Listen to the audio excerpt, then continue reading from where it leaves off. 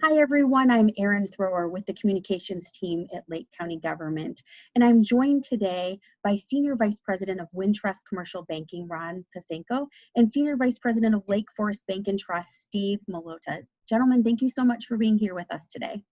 It's our pleasure. Thank you. So recently, the Small Business Administration extended the application deadline for the Paycheck Protection Program until August 8th. So this has been around for a few months, but again, it's been extended. What is the PPP exactly? Can you explain it? Sure, Aaron. The Paycheck Protection Program, otherwise known as the PPP program, was created as part of the CARES Act that was signed into law March 27th, 2020, as a program to help preserve jobs across all the economy, hence the Paycheck Protection Program. It's administered by banks, participating banks, and other lenders, such as federally insured credit unions, for example, with the lenders following specific rules and guidelines laid out or established by the Small Business Administration, the SBA. And the loans of this particular PPP program, they're based on a small business's average payroll, and we use a calculation based on their average payroll to get to a qualifying loan amount. It is an unsecured loan. It's 100% guaranteed by the SBA, meaning it's not personally guaranteed by the owner of the business.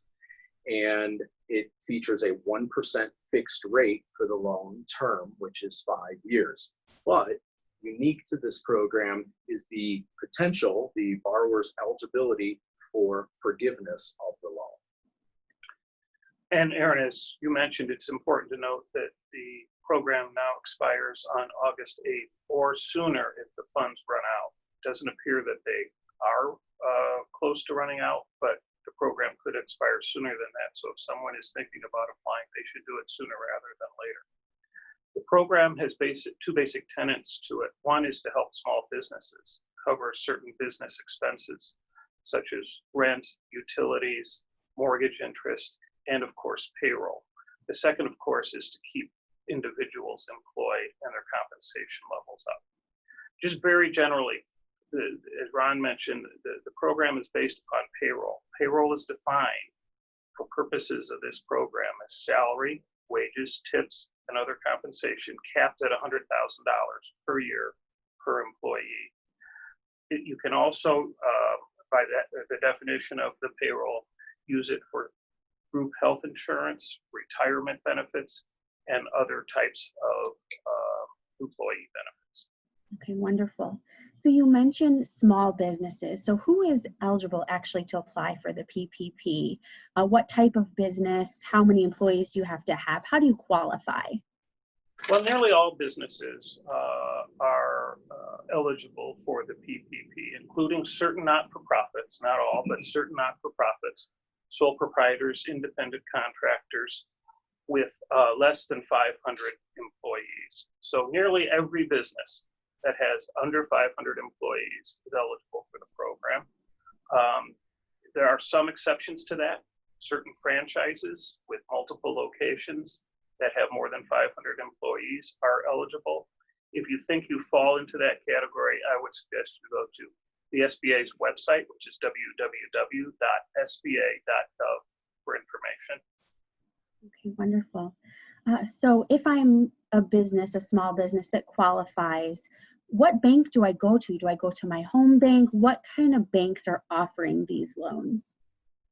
Well, you can go to, and our recommendation would be to go to an existing SBA lender or through any federally insured depository regular institution, federally insured credit union, farm credit system in the farming communities, any bank that is participating.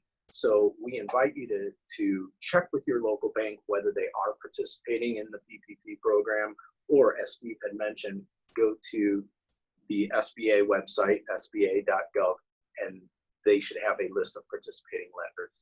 Okay, great. So I qualify, I find my bank, either my lender or one on sba.gov. And then what are the next steps? Tell me about the application.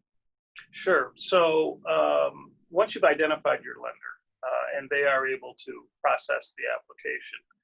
What you need to provide to them is the PPP application, which can also be found on the website.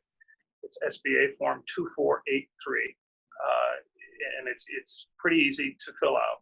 You'll need to submit that to the lender along with documentation for your payroll expenses. The loan amount is based upon 2.5 times your average monthly payroll. So, for instance, if you are a sub S corporation or a C corporation, typically we get the IRS Form 941s, which document their payroll expenses. If you're a sole proprietor or an independent contractor, that would be Schedule C from your 2019 tax return. That information is used solely for the purpose of documenting the payroll expenses that you've shown on your application, so that we can make sure that the amount that's being applied for is accurate. Okay. All right. So the application's available online. You do have to have that documentation that shows the payroll. You had mentioned earlier that loans will be forgiven. It's wiped clean. That's amazing. What are some of the requirements that need, there are requirements to make sure that that happens, of course.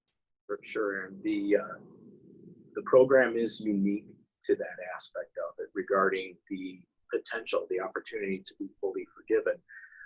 Assuming that the proceeds are used for the eligible expenses and that the borrower has followed the SBA guidelines.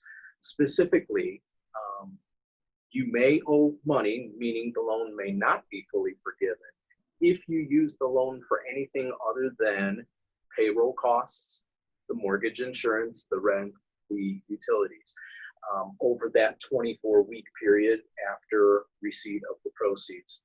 The SBA calls that the covered period. You may also owe money, meaning less than fully forgiven, if you don't maintain your staff, your payroll levels, meaning number of staff. Did you decrease employee count? Did you maintain your payroll, meaning did you reduce an employee's compensation level by more than 25%? Did you rehire your employees back? You have until the end of your 24-week covered period, or the 24-week after proceeds, or at the very latest until December 31, 2020, to rehire staff. So that's the purpose of the PPP program, and that's what the SBA would be looking for. And of course, you're going to have all your documentation to support that. But if you do, and if you fall within those levels and follow the eligible uses, it is potential to have 100% of this loan forgiven. And when, Ron mentioned the 24-week covered period, that's the period of time that the borrower has to use the money for the approved purposes. Once you have used up your loan proceeds, you can apply for forgiveness, and you do that through the lender from whom you got the loan.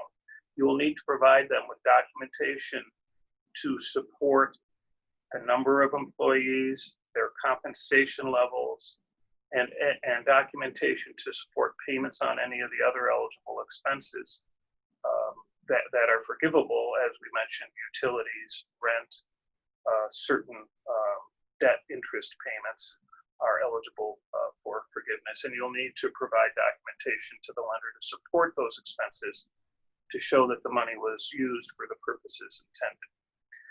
The forgiveness application, again, going back to the website, www.sba.gov, is there on the SBA's website. And I would encourage anyone who is considering applying, taking a look at that application so they'll see what the requirements are for that. Okay, wonderful. Such a great program and opportunity for our businesses here in Lake County. If somebody has a specific question, because again, each business is different and unique, and they've had different reopening timelines and structures, who can they go to? Should they go to sba.gov or talk to a local bank? I know you all are available. We certainly are. We tell a lot of borrowers also to check with their accountant, their attorney. Those types of sources are very knowledgeable on the program, and they will help them get behind the numbers on their specific reports. you know, the bank is administering, they're doing the processing of the loan. And we can certainly help with questions as to the process of it. But should a borrower have specific questions on if this expense qualifies or not, those are questions that we direct them to their accountant or their attorney on. Certainly the SBA website is very helpful. There's frequently asked questions on that website as well. Steve, are there other? Also, the U.S. Treasury's website has information about the program, www.treasury.gov. And Lake County Partners has a very good resource for additional information on their website, which is www.lakecountypartners.com. Wonderful. So again, there's funding that's out there to help our small businesses here in Lake County at this time. So we encourage everyone to at least go and check it out. The lists have been released on who's received funding so far, and you can check that out at sba.gov and see, you know, are there businesses similar to yours that, you know, have kind of the same structure? And so that might encourage people as well. So Ron and Steve, thank you so much for being with us today and for the work that your team has been doing during COVID-19. And for all your support here in Lake County. And thank you for those at home for watching. Take care, and we'll see you real soon. Thank you. Thank you.